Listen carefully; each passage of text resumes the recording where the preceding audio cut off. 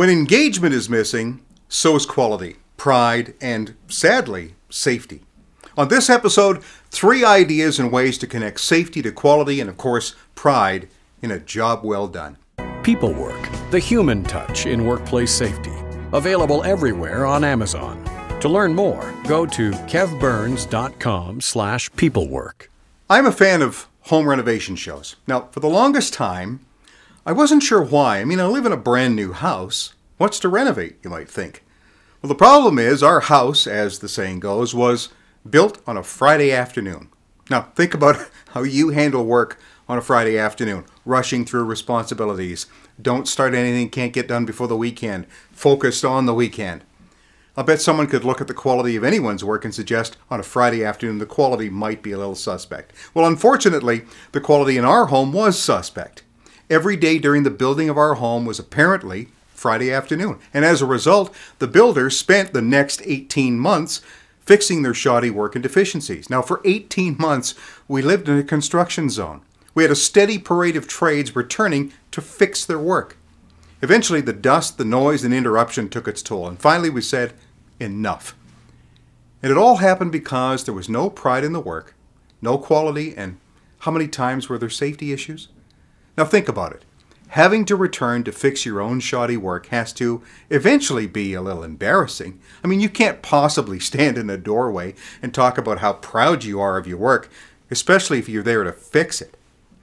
You see this very thing on home renovation shows, and people who don't care, people who are apathetic and don't buy into their job, people who've lost the passion for the work they do and are just going through the motions, people who don't take pride in their work and think good enough is good enough. Apathy and complacency are killers of quality. So the customers just end up going elsewhere. They seek out the people who love what they do and who take pride in the quality they put out. Because when your heart's not in it, neither is the quality. Now Gallup, the polling people, they do their disengagement surveys every few years. Consistently for the past dozen or so years, the disengagement rate has hovered around 71%. 7 out of 10 people are not fully connected and engaged in their work. Now that statistic should be a wake-up call to every supervisor and safety person. If 7 out of 10 employees are not actively engaged in their work, 7 out of 10 workers are not actively engaged in their safety either. Look, if you don't care about the job, how are you supposed to care about safely doing the job? In order for there to be quality, there has to be engagement. Without engagement and a focus on the quality of the work, you can't feel proud of giving your best. If you have no pride about the work you do, you don't care about how you look after yourself on the job either. If you don't care, you don't care. So as a supervisor or safety person, if you want to get people to connect to safety, you have to get them to care about the work, the quality, and the pride in what they do. You've got to get to people at the heart level. But to reach employees at the heart level, you can't appeal to just the mind. Sadly, though, that's where most people in supervisory or safety positions appeal. They preach procedures and processes and rules, and that's all necessary, sure, but that's not what gets people to feel proud of the kind of work they do.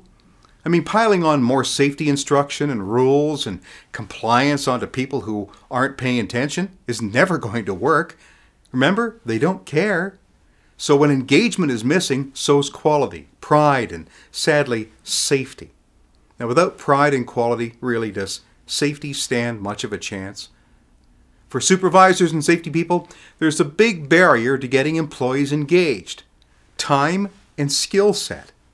Now safety people and supervisors are already drowning in inspections and forms and incident reports, and because of it, you're less inclined to try and turn the disengaged around. You neither have the time, resources, or skill set to be effective, and trust me, when you doubt your own skill set, you lack the motivation to even try. It seems monumental to fix. If you can't seem to make your people care about their work, how can you make them care about their own safety? Well, you can, but first you have to make them care about their work. And that's coaching. If you're only schooled in safety but not in management skills, you may be at a disadvantage here, but it doesn't mean you can't do it. It's not insurmountable. It's just going to take a little concentration on doing a few things right. here's where you can start. 3 ways you can start toward building engagement, connecting quality, pride, and subsequently safety. Number 1, inspect, don't expect.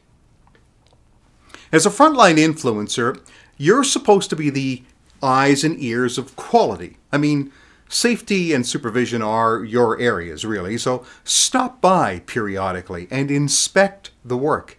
You can't just expect that it'll be done with engagement and focus. If they're doing it right and doing it well, you make sure that you give them an attaboy. And if they're falling short on work quality, you have to ask them if they think that they're giving their very best. Now, either they'll proudly defend that they are, or they may ask you, what do you mean by that? Either way, you can get a conversation going based on the subjects of quality and effort. That's a conversation that leads into pride and in quality of work. And from there, the connection to safety is easy. Number 1, inspect, don't expect. Number 2, ask if they're feeling rushed to perform. Now, we all know that production gets measured, and when there's good production, there's a little celebration. No one wants to feel like they're holding back production, so sometimes some of the people may try to rush to keep up. And we all know that the skill level in any job site varies from person to person. No 2 people operate at the same level. Sometimes employees feel they have to keep up with their higher skilled and more experienced coworkers, so they rush through their work. They end up missing on a few quality points. Now, if what they hear is that production is important, the employee may believe that you're more concerned with quantity than quality. So when the rush is on, safety sometimes in their mind takes a back seat. So pump the brakes a little. Refocus on quality. Quality means looking after the details, and details actually take engagement. Safety follows engagement. Number 2, ask them if they're feeling rushed to perform. And then number 3, acknowledge what they're doing well. Look for the parts of the employee's work that you admire. I mean, there's got to be something. If the quality's a little off, you could probably start with the effort being made. Compliment their effort. Start there and build on it. You see, recognition gets employee focus. Focus and engagement bring quality. So once you've helped the employee feel proud of their work, you can then springboard to tying it to safety. Pride in achievement, pride in oneself are closely linked. If you can get an employee to feel good about their contribution, you connect them to pride in the quality of their work. And once they're proud of the quality, they're more likely to buy into safety as a way of preserving their pride. Number 3, acknowledge what they're doing well. The healthcare industry has known for years the integrated relationship between quality and safety. In fact, healthcare facilities openly connect quality of service delivery and patient safety. It's impossible to deliver high-quality work while employing low-quality safety. In fact, I was visiting the offices of a client in Las Vegas and touring through the project photos that were on the walls in the halls of their office. It was amazing to me the kinds of quality finishing this construction company delivered. And I pointed out that it was impossible to deliver high-end quality and employ low-end safety. Now think about that. You can't do high-quality work and get low-quality safety performance at the same time because you have a standard for the kind of work you do. Your employees come to recognize the standard and the expectations, and they deliver high quality in their work and in the way they approach safety. High-quality work combined with high-quality safety results in a workplace with a lot of pride in what and how they do things. So when you focus on quality, engagement and safety will follow.